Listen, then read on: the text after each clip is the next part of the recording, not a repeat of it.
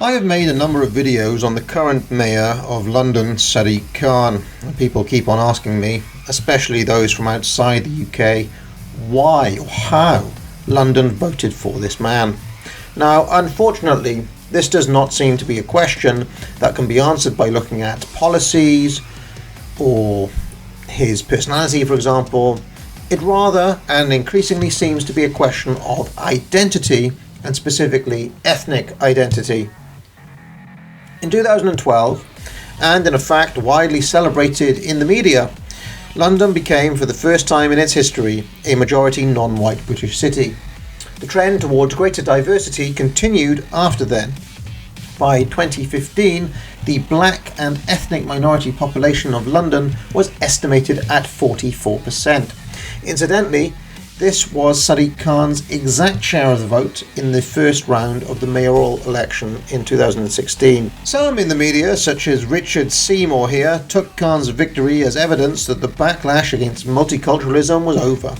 It only took 2 years and an incredible increase in crime across the board for the far-left firebrand George Galloway to be calling Sadiq Khan a failed experiment.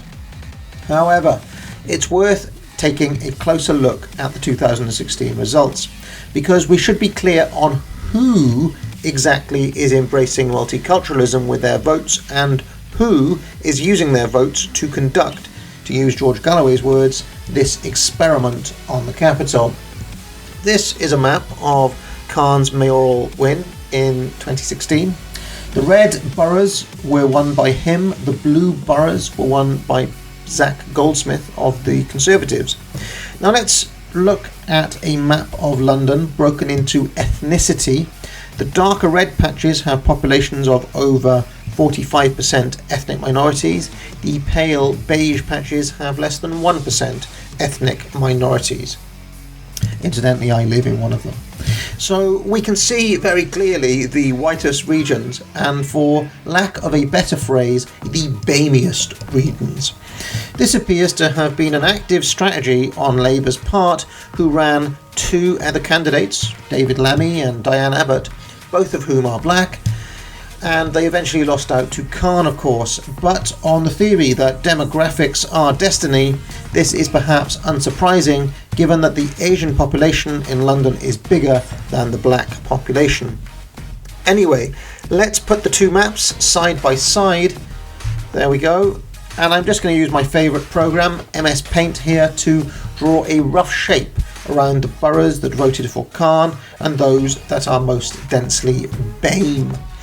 You can see the similarity in the shape, and the trend becomes even harder when you look at the percentage win for Khan. The darker blue colours here represent a bigger win for him. Let's put that side by side with the ethnicity map, and you can see once again that the darkest blue areas on the right correspond with the darkest red areas on the left.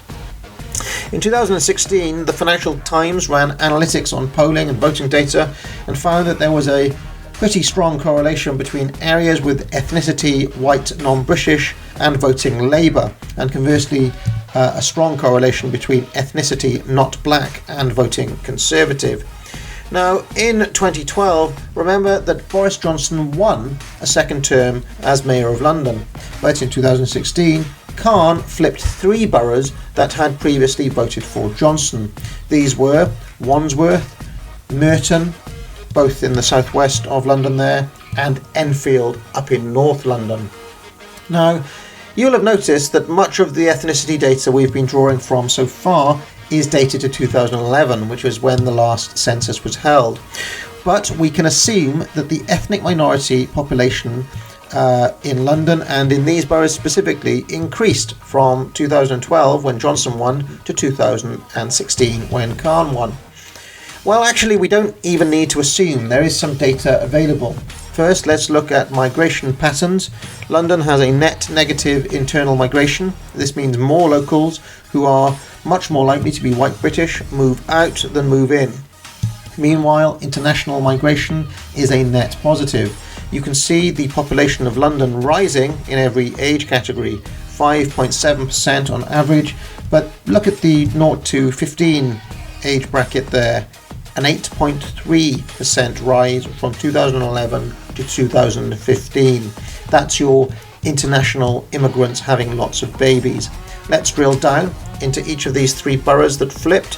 Here's Wandsworth, and you can see that the projected demographic increases of between 22% and 52% for ethnic minority groups between 2001 and 2021. Similar projections in Merton, where the ethnic minority population was 37% in 2014, but they expect it to be 40% by 2020. Likewise in Enfield, which, if you remember, in 2010 on the map was a relatively white area, with 40.5% of the population marked white British in the 2011 census. At the last estimate, that number was down to 35%. So you can see that this is not simply a trend, but a rapid change. For the white British population percentage to decrease by 5% in Enfield in less than 10 years is a major demographic shift. So, by all current projections, London is set to get ever less white British and ever more BAME. Sadiq Khan is up for re-election in 2020, assuming he's dropped his ambition to become leader of the Labour Party and runs again. And it seems to me that despite his awful record on crime and his spectacular lack of actually doing anything beyond virtue signalling, simply will not matter to these ethnic minority voters who appear to be voting in ethnic solidarity rather than on policies or results. That is, the vote is based almost exclusively on identity rather than on political ideology or even personality, given that Mr. Khan has no discernible charisma or even basic skills of public speaking. So yes, I'm afraid it's perfectly possible that we'll still have Sadiq Khan as mayor as late as 2024. A very special thanks to Cult of the Lich, The Crimson Satyr, Sir Percy Blakeney, Macadamia Nut, Stephen Thomas, Jonathan Eubanks, Mike Jones, The Ambivalent Onion, Time Stealer, Cosger, Holy Spatula, Tragic Vision, Michael Burt, Ginger Bill, Blake Barrows and Edward Dara.